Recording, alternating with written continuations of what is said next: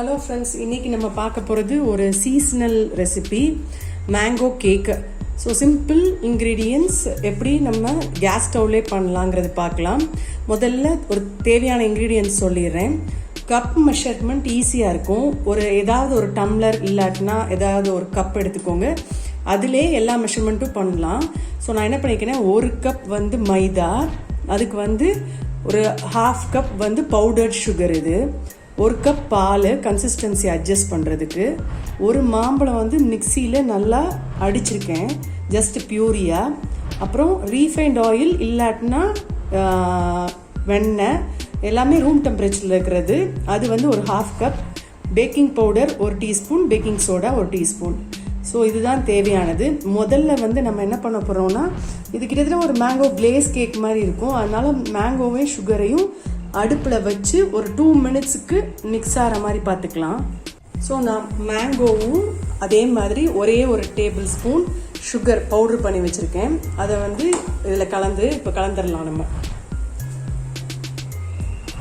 ஒரு 2 மினிட்ஸ் மட்டும் கிளறுவோம்.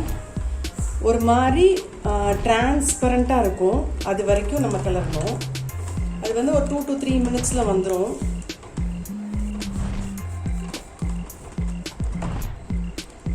ஸோ இப்போ பார்த்தீங்கன்னா ஒரு மாதிரி கிளேஸ் மாதிரி வந்திருக்கு பாருங்கள், அவ்வளோதான். இப்போ இதை சுவிட்ச் ஆஃப் பண்ணிடலாம். ஸோ இப்போ நம்ம எல்லா இன்க்ரீடியன்ஸும் ஆட் பண்ணிடுவோம். மைதா, அதுக்கப்புறம் butter, sugar, baking soda, baking powder,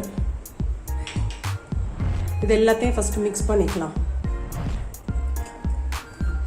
அப்புறமா பால் ஆட் பண்ணிக்கலாம் கன்சிஸ்டன்சிக்காக.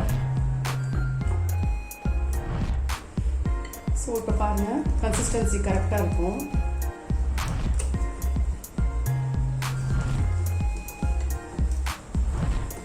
அவ்வளோதான்.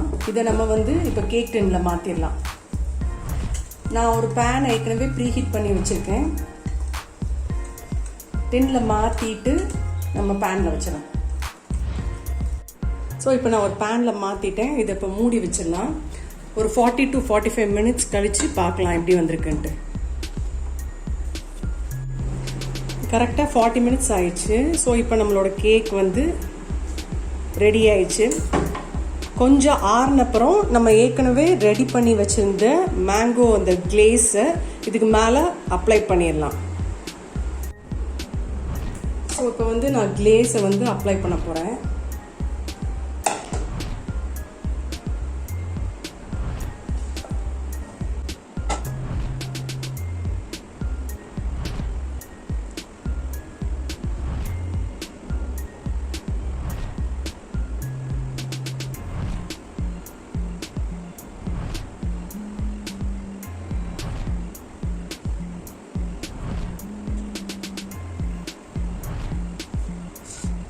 ஸோ டெக்கரேஷனுக்கு நீங்கள் செரீஸ் யூஸ் பண்ணலாம், இல்லைன்னா ட்ரை ஃப்ரூட்ஸு, இல்லை சாக்லேட் கூட யூஸ் பண்ணலாம். என்கிட்ட செரீஸ் இருக்குது.